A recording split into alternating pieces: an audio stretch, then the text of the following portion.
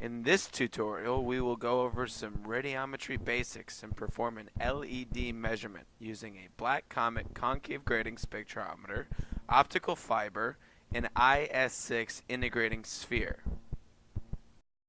The first thing you will do is insert your calibration CD into your CD-ROM drive and click on your mycal.exe. This file will unzip your calibration files to the SpectraWiz directory. Depending on how many calibration files you have, you will see the amount of files unzipped successfully.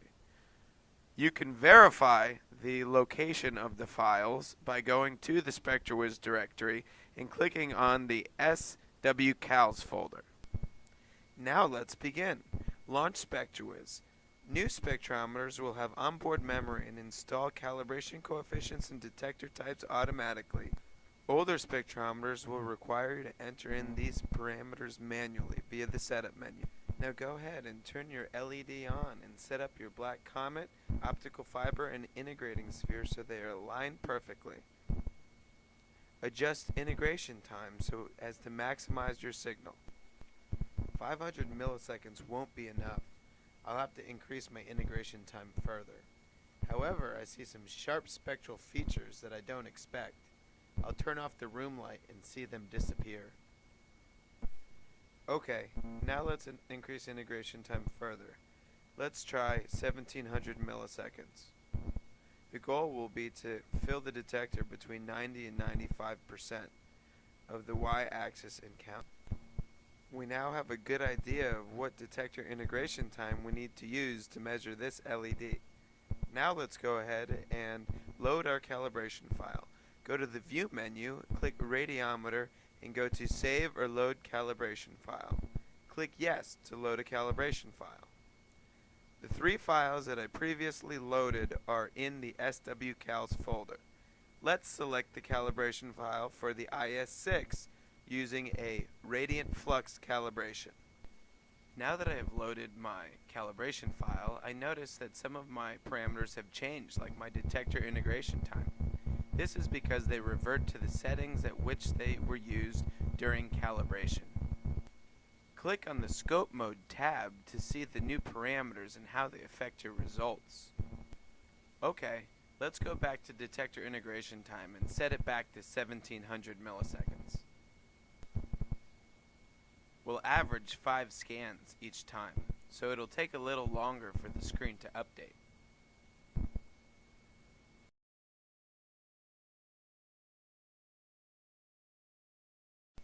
Okay, now let's go from watts mode to radiometer mode. Do this by clicking on the watts tab. You'll get a message that warns you that you have changed integration time from the calibration time of 40 milliseconds to 1700 milliseconds. Click Yes to keep the time. Now our spectral distribution will be watt flux, or watts per nanometer. Notice when the value in the upper left-hand corner changes, rescale your screen to see the actual spectral curve. Notice now that you see something else in the curve, something with the baseline. This is because we have not taken a proper dark in radiometer mode. Go ahead and block your light receptor or unattach your optical fiber.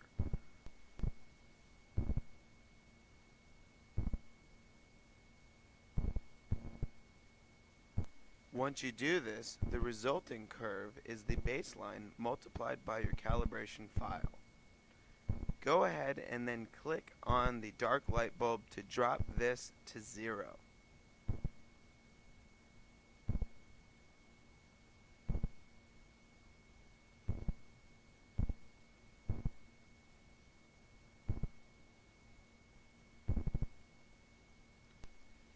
Now go ahead and unblock your LED or reattach your optical fiber to get the spectral distribution we've been waiting for.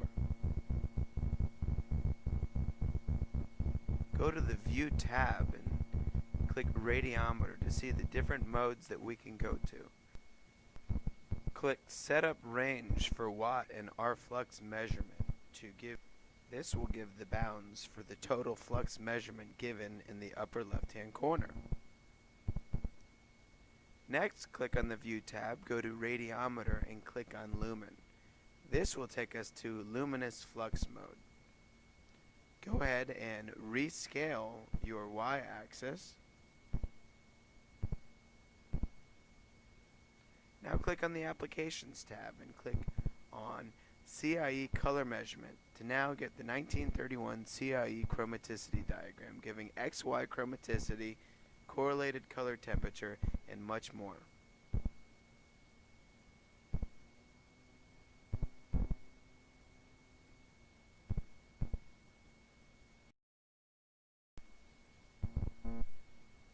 Okay, now let's do a fun little demonstration. Go to the View tab, Graph Trace as Overlay. I'm slowly now going to reduce the current through my LED.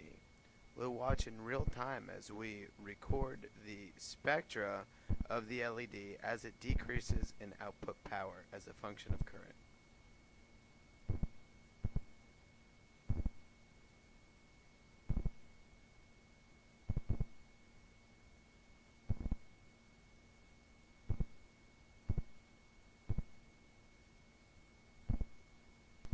Okay, let's do another nice little experiment. I have replaced my test LED with an LED headlamp purchased at the local store rated for 20 lumen output power. I can see that the spectral shape is a little bit weird, so when I go to scope mode, I can see that it is now saturated by flat topping. Go to the detector integration time and now reduce to 1000 milliseconds. You can still see that it is saturating the detector, so let's reduce it further to 800 milliseconds. This seems good. Okay, now let's go into radiometer mode. You get the same prompt warning you about integration time. Click yes to keep it constant and rescale by clicking the double-headed arrows. Okay, let's remember to take a dark scan. Detach your optical fiber and watch your spectrum fall to 0. Click on the dark light bulb and then go ahead and reattach your optical fiber and or unblock your light source. Now we have successfully measured our LED headlamp rated for 20 lumen. My LED headlamp also has a red LED mode. When I switch this on, I get another weird distorted shape in radiometer mode. Let's go back to scope mode and see what the real data looks like. Clearly we are saturated. Let's go ahead and reduce the detector integration time now from 300 milliseconds down. Let's keep going until we are completely on the screen. Let's try 175 milliseconds. That's better. Let's use the centroid tool and we can see the peak, centroid, full width, half max, and several other values on display. Okay, now let's go to radiometer mode once again.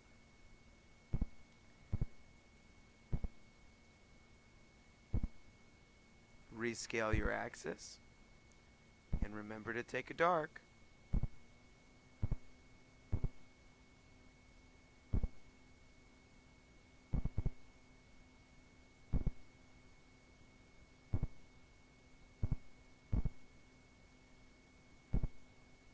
Click on the black light bulb.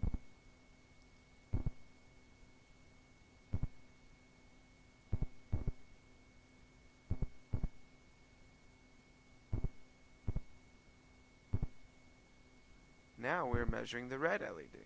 Click on the CIE Lab color imagery to measure the XY chromaticity values and correlated color temperature